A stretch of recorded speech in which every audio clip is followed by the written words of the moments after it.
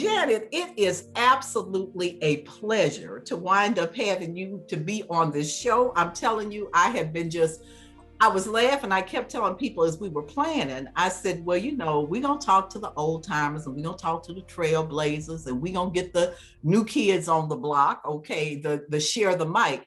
I said, but we have a very, very special set of Trailblazers in their own right, but what I really call that next generation.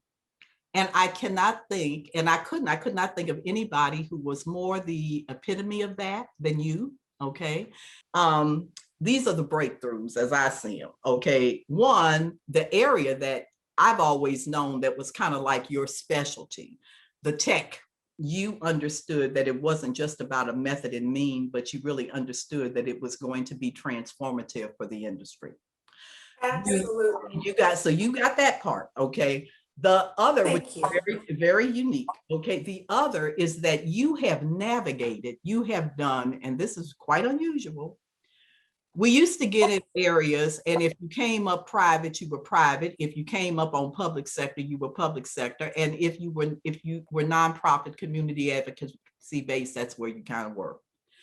Right. You have been able to very effectively at the highest levels navigate that, oh no, there's portability and porosity here, okay? And we're not just this, we're talking about professions, okay? And professions that are public, they're private.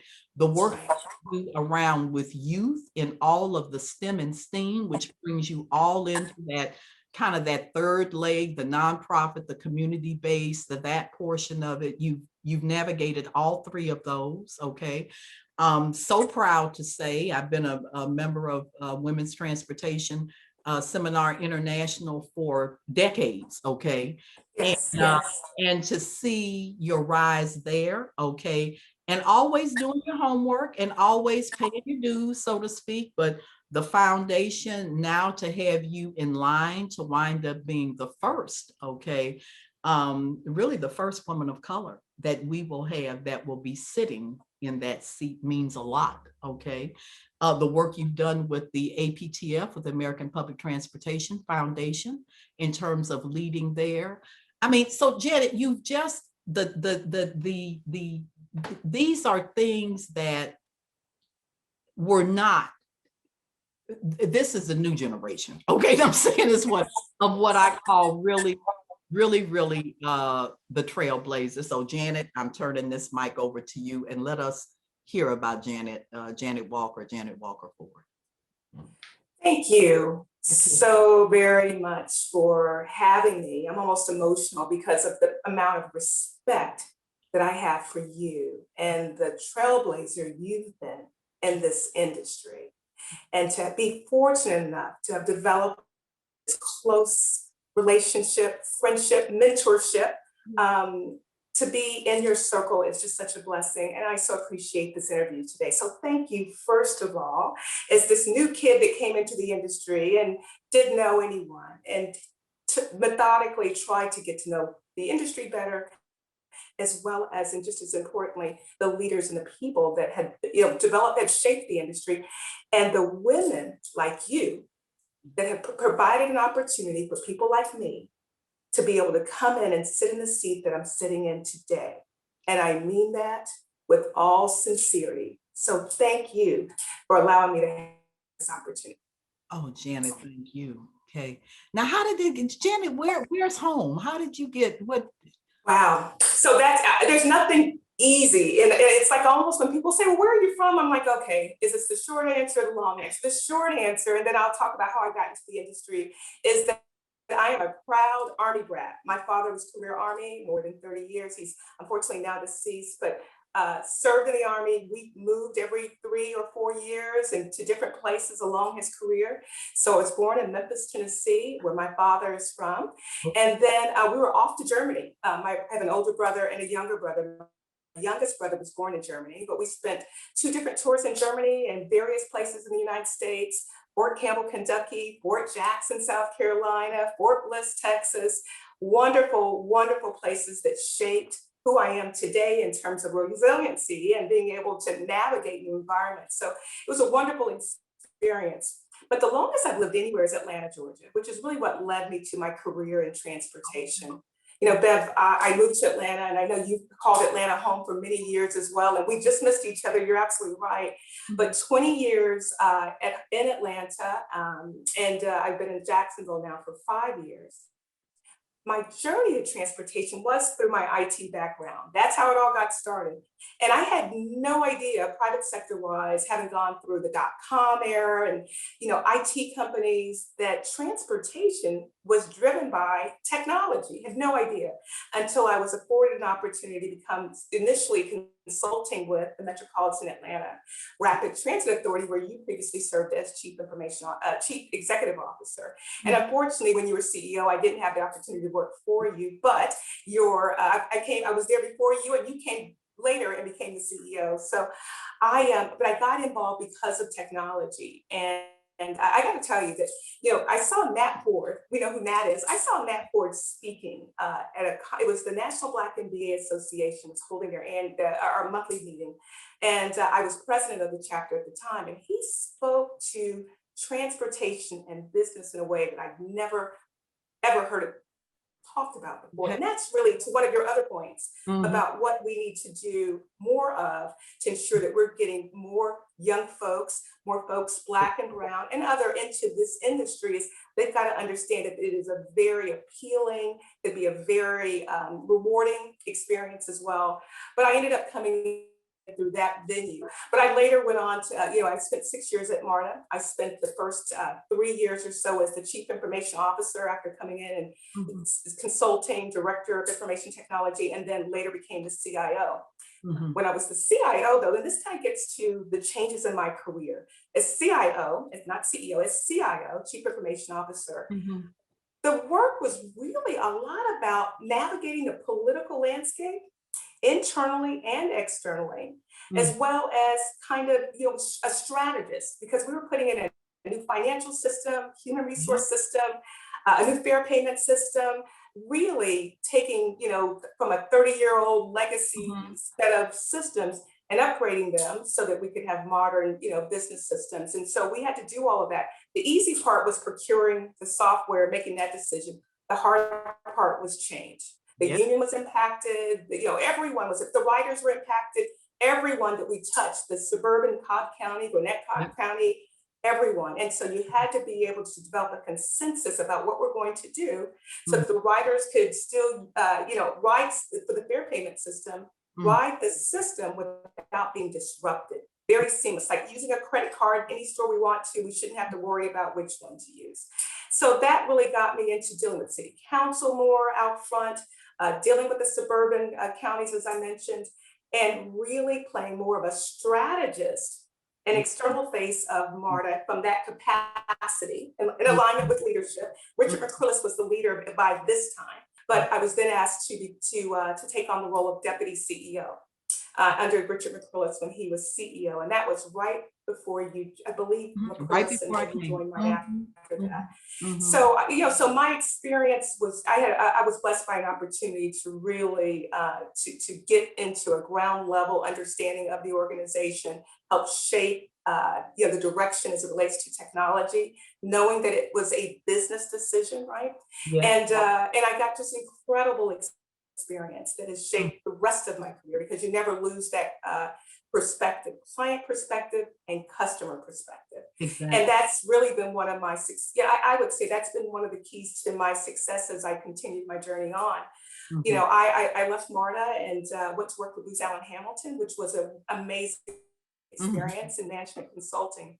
Stayed in Atlanta, but was running the Bay Area, San Francisco Bay Area business, as well as the Southeast business.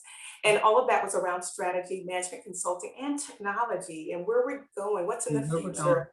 Jannet, now I'm gonna stop on that one because of what you're saying, and it so resonates with me. I tell people you can either take the opportunity writ large or writ small.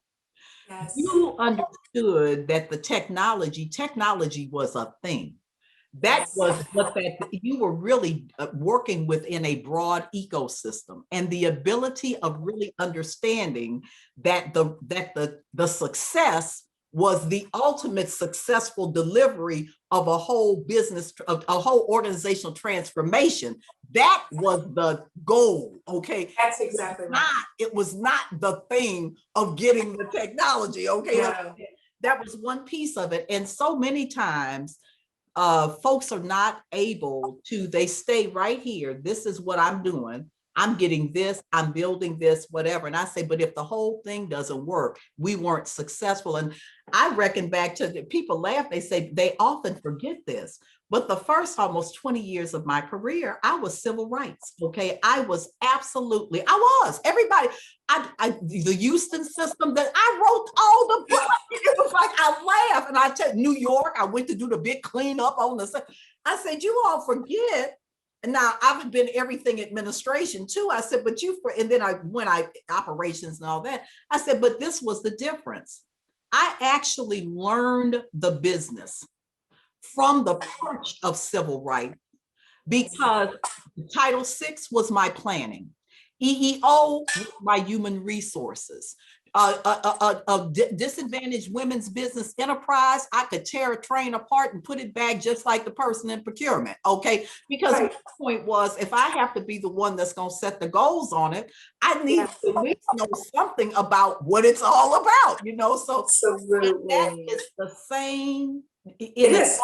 That is exactly. It's the same thing. It is the same thing because it wasn't about the gadget or the bright shiny thing, but this, and that's really where folks are successful in, is what is the business problem that we're trying to solve, and let's align that solution. So whether it was manual counts of folks getting on buses, or whether it was the ability to pay folks on time and the right amount, right? Or whether it was to do some type of automation around an enterprise asset management system, so that if, that we could keep those buses and trains moving and be proactive with it. So it was really good. Now, Jannet, tell me about talk a little bit about young women. And it just still bugs me so much that we lose them. I'm not trying to suggest that STEAM is the only route in. I'm telling you the same thing I'm telling the ones in my family. I love you. I'm giving you the same advice I give my own granddaughter.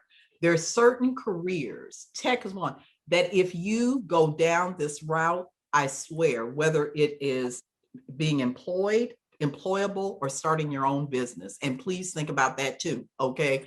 Absolutely. You'll have open doors. You'll have open doors. There you go. And you didn't mention artificial intelligence. If I could just mention that for a second, because in addition, and you're absolutely right. We talk a lot about STEAM and STEM, but there are a lot of other career options out there as well.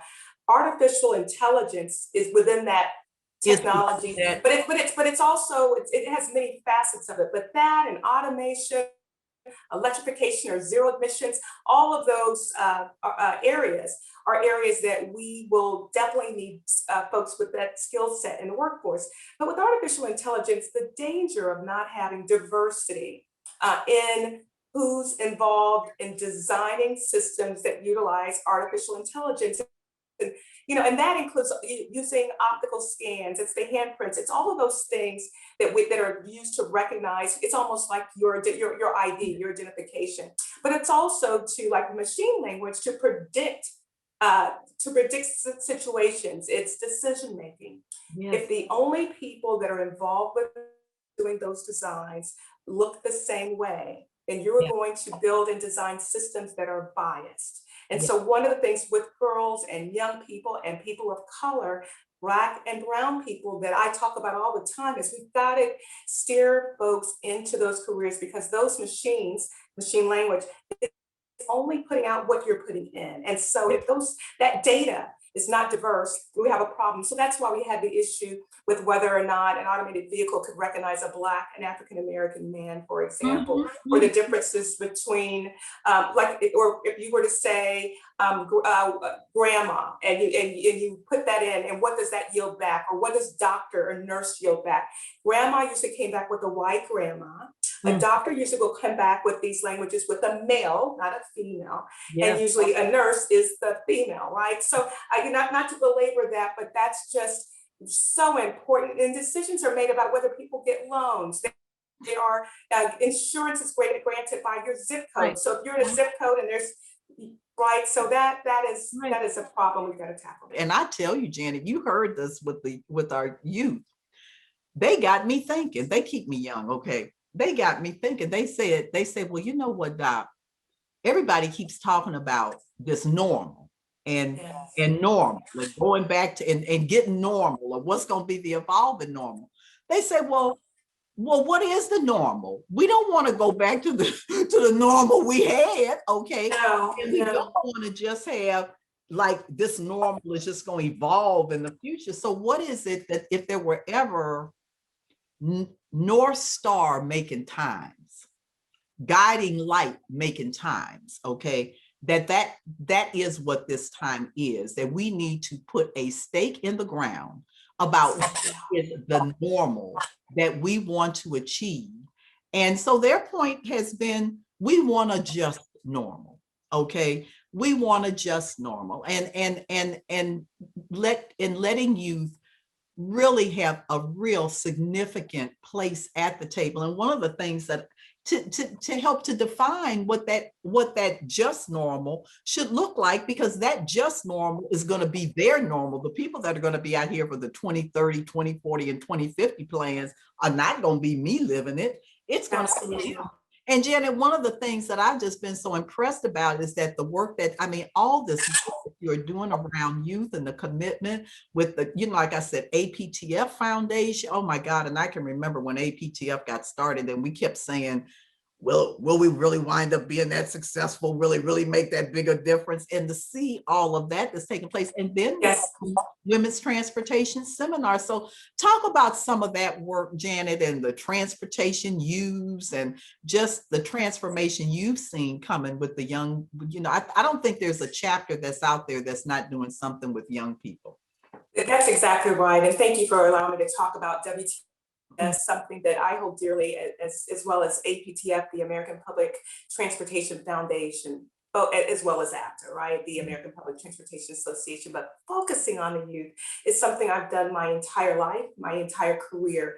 And sometimes people say, how do you keep up with the different volunteer roles, leadership roles that you have? Well, I do it because I'm so passionate and it's easy, right? It's not work to me. So I'm privileged to serve as, you know, as you mentioned, I'm privileged to serve as the chair of the chair of the APTF, the American Public Transportation Foundation. We gave away over $250,000 in scholarships last year and growing. And the commitment that our industry, our members have to supporting young folk with undergraduate and graduate degrees is incredible. And we're looking to just continue to grow that. And I am laser focused as chair on ensuring that we cast the net, and I'll get to WTS next if that's okay. Casting the net beyond what we typically do in terms of who we are reaching out to make them aware of opportunities for scholarship and opportunity for careers and mentoring in the transportation industry that are vast. So we are working on an HBCU initiative. I know. This year we are, and we're going to start with a pilot to ensure that we get all the things figured out that we need to do to make sure we're successful as we roll it out more. And then on the WTS side, as you know, over 8,500 members across 65 chapters, and we are growing every day, it seems. I'm excited about the role of chair of the WTS Foundation and vice chair of the international boards, which is very unique because I'm serving in leadership roles on both boards. But the connectivity between the two, and this is perhaps the first time it's ever happened, is vital, because we're talking about I say the 3-year-old, but the 12 through 18, I'm grabbing a 3-year-old as well in terms of who we target for the foundation. And then the international board, we focus on that career then, that adult, you know, and so it's to me, it's 3-year-old is where I want to go, because if a 3-year-old can operate an iPad and FaceTime you and swipe to the left when a message comes up, then a 3-year-old is not too early to start being introduced to some type of STEM or transportation careers, because we all have a common goal. This is all common. And so getting that MOU says, let's now not try to go off individually with these initiatives. How do we make sure that we're successful by combining efforts and focus on what we're trying to achieve? And that's the workforce development, that's mentoring, that's career opportunities and exposure, and ensuring that we've got equity as well with what we're doing. So I most recently, this is hot off the press, I've been asked to join the board. So that I previously served on the board of advisors, but I'll be transitioning to the board. Again, thought leadership, shaping the future transportation. And that I raised because it also integrates with the work that we're doing, being part of. It's in the other organizations. So that is really powerful when you can be involved with making decisions about where we focus our time. Now, Janet, let me ask you this. If you were going to, just the advice, okay, I laugh. I tell people, I say the other thing I tell folks, I say you need to have resilience too. You need to know how to get up. Okay. But if you were gonna say like these are like things that were lessons learned, or and I love every lesson. Because you learn. But if there were you going to say lessons learned, what would you say, like advice or this reflections? Okay. And then the other one is, I do want you to take your crystal ball out. And in this whole, where do you see us? We're at such a point. Yes, a lot of it was pandemic, but there were major trends taking place anyway with transportation sector, but across the board. What would you kind of say are the three, took the crystal ball out and we in TED Talk now, that you would be saying to our industry and really young professionals in terms of what's ahead? Where are we going over the next, say, 5-10 year period of time? Well, the first thing I would do candidly is I think about studies and areas of focus. I studied French in high school and college. Great language, beautiful, but I would have taken Spanish. And if I could undo that, or take multiple languages, so maybe perhaps to folks to be as multilingual as possible and embrace that, because it does open a lot of avenues in terms of culture and business language and that sort of thing. So that I think is an asset, and I would have done that differently. As it relates to my career journey, there's some people that knew they decided they were going to do X, and they just step by step in a straight line. I've been, in terms of the shaping of my career, it's like they say a jungle gym, but evolved my career would be the advice that I continue to give, so that as each layer or each opportunity was connected, versus doing something that really silos you into one area, that if because of technology and automation as an example, if you haven't continued to hone your skills and have continuous lifelong learning, and that doesn't always mean that you're getting that graduate degree forever, but when you're always learning. Yep. And learning comes in a variety of fashions, even like these forms. I'd say that's been part of the success, is being to be open to that and to understand that you have to always grow. I would say what I would also maybe do a little differently might have been, being a bit, kind of very private, or certainly earlier in my career, and probably also now, doing it on my own, and not realizing earlier in my career the power of not just mentors, but being network, or that kitchen cabinet we talked about. I have all that now, but boy, why not do something like that earlier in my career? And as you're navigating, and having that champion for you when you're not in the room, having that person, and that's really what you want to know. What do people say when you're not around? They're having that discussion about who gets that next appointment, who's ready for that next opportunity. And you really want to have a strong community of folks that won't tell you what you want to hear, but tell you what you need to hear. The second part of your question, Beth, was, if I had that little self, I would say, or if I'm giving advice, let me go that way to the future generation or workforce, is it's kind of part related to what I said a few minutes ago, and that is always be forward thinking about the future and recognizing we are always this country is built on change. We're going to have that. Get in front. Try to always stay. Mhm. In front of that and understanding what's coming, and being flexible with, we will be in, it's certainly the automation is coming. It's frankly here. It's just a matter of policy in terms of when we'll see it to a greater extent. Yeah. So autonomous vehicles, connected vehicles, Yeah. understand what that means to regardless of what industry you're in, but certainly that's what we do in the transportation industry. Really understand how that from a policy, from a technology, from an infrastructure aspect, I think it's really important as we talk about transportation to understand those aspects. I would say take opportunities, even if it's something that you feel like, gosh, I don't have 100% of what they're looking for. And there's that part of you in your voice that says, I can't do it, I'm not ready. Be courageous and bold, ensuring you've got support, ensuring you've got a foundation, Yeah. but be willing to step out there. And it seems like every step I've taken has been because I've had to right the ship, or there's been something broken and I've been called in and been able to be resourceful, and to steer it correctly. But understand that those opportunities will oftentimes prepare you for that next thing. And so look for opportunities, even the ones that you think you're not ready for or difficult, and be willing to take those challenges on, but smart enough to know how to bring in people and resources and tools to help you be successful. That is so very key. And maybe the last thing that I live by, and I know you do, Bev, as well, relationships are everything. Relationships and your brand.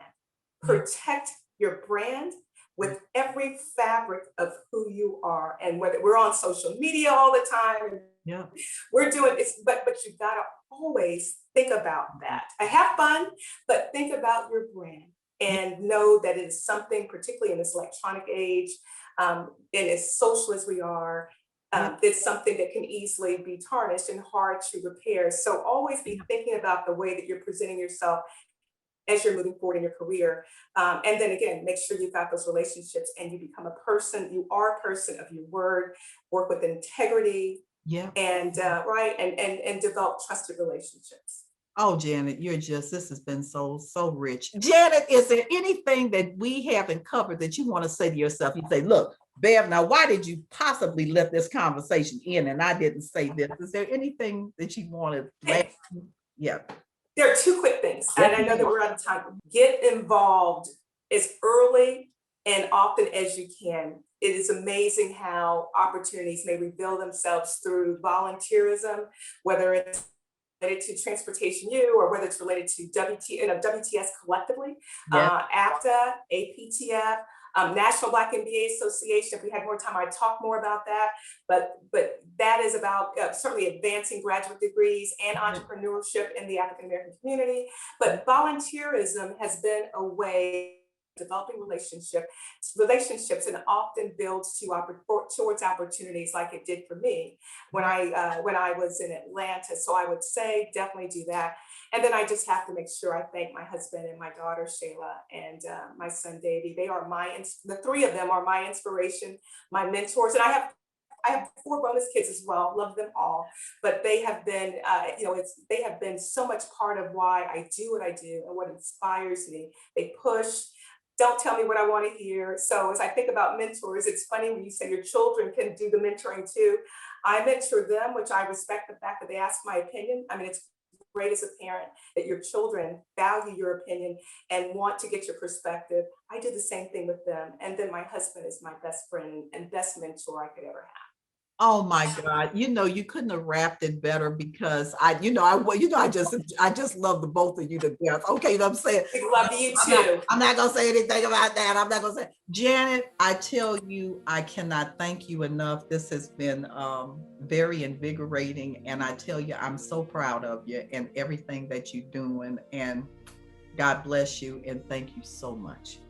Thank you. Thank you. Thank you. I really enjoyed it. Appreciate you having me. Okay. Take good care.